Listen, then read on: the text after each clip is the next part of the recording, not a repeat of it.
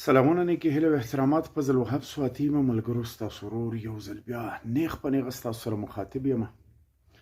امید دی ملګرو چې تاسو به ښه خوشحاله ننګیالي بریالي توریالي شازلمي مټور او ګټور یې.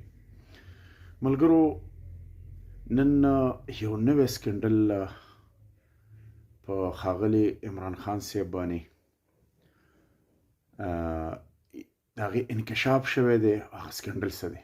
یقینا ډیر زیات د افسوس مقام هم دی او د خفګان مقام به هم وي، ځکه چې دا سکندل کوم دوی نن نوی راویستی دی په عمران خان صاحب باندې. نو عمران خان صاحب ټول عمر چې کوم دی سیاست په دې یو خبره باندې کړی دی.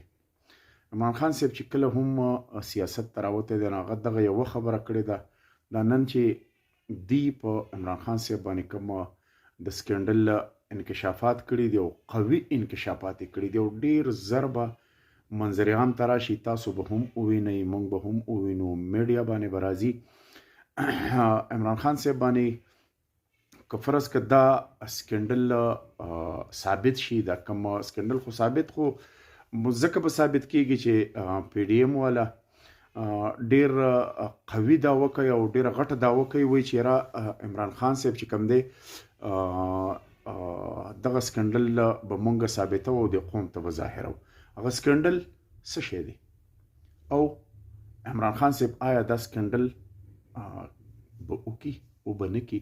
به هر حال مینوالو زما دغه مقصد نه دی چې زه د عمران خان صاحب تذلیل وکم یا د عمران خان صاحب خلاف خبرې وکم، بالکل داسې به نه. خو عمران خان صاحب باندې دا سکندل مخې ته راغلی دی چې عمران خان صاحب په توشاخانه کې چې کوم ګفټونه راغلي دي هغه ګفټونو کې عمران خان صاحب په نقلي ګفټونه خودي دي او اصلي ګفټونه چې کوم دي هغه د توشاخانه نه بهر شوي دي، تللی دي، خرڅ شوي دي.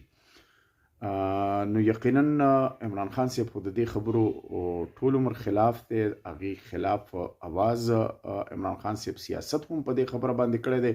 خو نننی تازه ترین چې کوم دی هغه د توشاخانه نه اصلي ګفټونه چې کوم دی هغه اوتی دي او د هغې په ځای باندې نقلي ګفټونه چې کوم دی هغه پراته دي په توشاخانه کې. یقینا په خان صاحب باندې یو خو دا د که پی ډي ایم والا د هغه سره څه ګوته کوي نو هغه نه شو ویلی، بلکه په توشاخانه دا کیس په عمران خان صاحب باندې ثابت شو.